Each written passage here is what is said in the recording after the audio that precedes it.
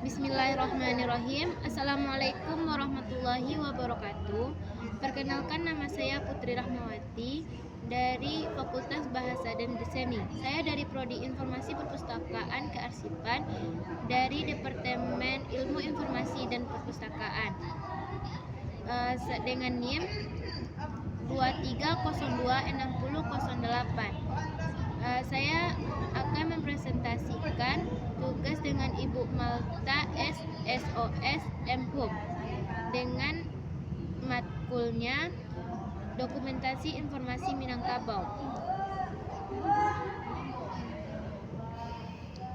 Baiklah, di sini saya akan menjelaskan tentang unsur-unsur kebudayaan.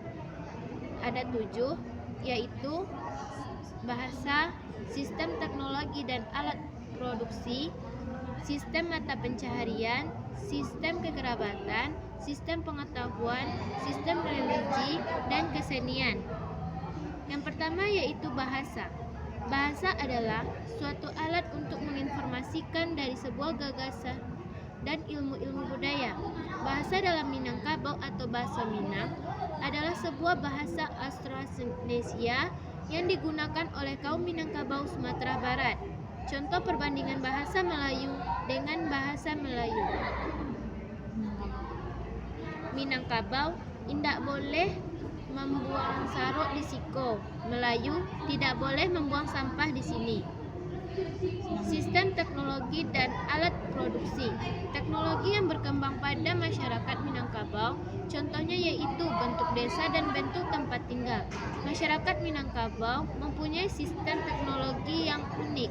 Rumah-rumah tersebut dibangun dengan arsitektur unik dan mencerminkan budaya dan kepercayaan masyarakatnya.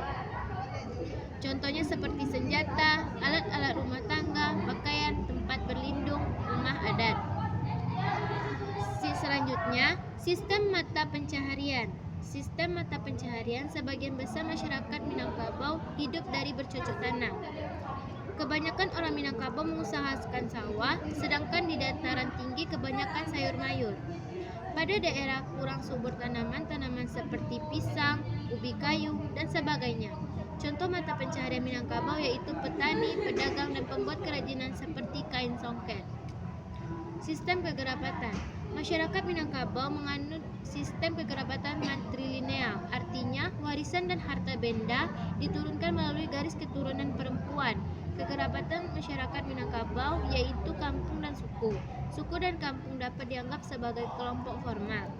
Suku dipimpin oleh seorang penghulu suku, sedangkan kampung dipimpin oleh pengelola andiko atau datuk kampung. Minangkabau juga mempunyai dubalang yang bertugas menjaga keamanan sebuah suku, sedangkan manti berhubungan dengan tugas-tugas keamanan. Contohnya perkawinan Minangkabau adalah pertukaran benda lambing antara kedua keluarga berupa cincin dan keris. Selanjutnya sistem pengetahuan meliputi pengobatan, tradisional, astronomi, dan filsafat. Mereka mempunyai tradisi sejarah lisan yang kuat dan banyak cerita serta legenda yang diturunkan dari generasi ke generasi lainnya. Pada sistem pengetahuan, anak-anak lelaki usia 7 tahun biasanya akan meninggalkan rumah mereka untuk tinggal di surau, di mana mereka diajarkan ilmu agama dan adat Minangkabau. Di usia remaja, mereka menimba ilmu dewasa agar lebih dewasa, yang lebih bermartabat dan bertanggung jawab kepada keluarga dan negari.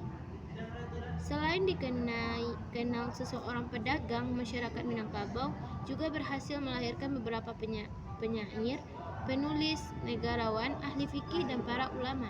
Contohnya Buya Hamka, seorang pencendekiawan Islam, dan Tuanku Imam Bonjol, seorang pemimpin Padang Padri.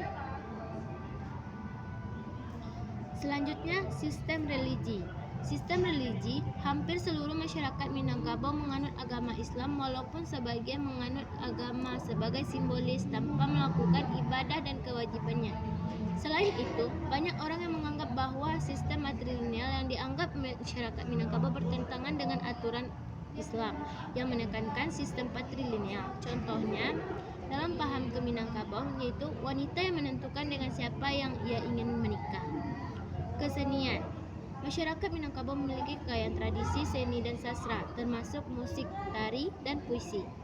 Mereka mempunyai alat musik unik bernama telempong yang terbuat dari perunggu dan dimainkan secara ansambel.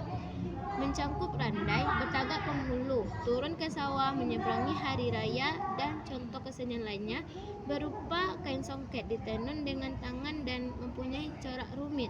Benang emas atau perak songket hanya dipakai oleh golongan bangsawan. Kehalusan dan corak songket menggambarkan pangkat dan kedudukan tinggi seorang pembesar. Baiklah, itulah penjelasan presentasi dari saya. Terlebih dan kurangnya saya mohon maaf. Saya sudah dengan wassalamualaikum warahmatullahi wabarakatuh.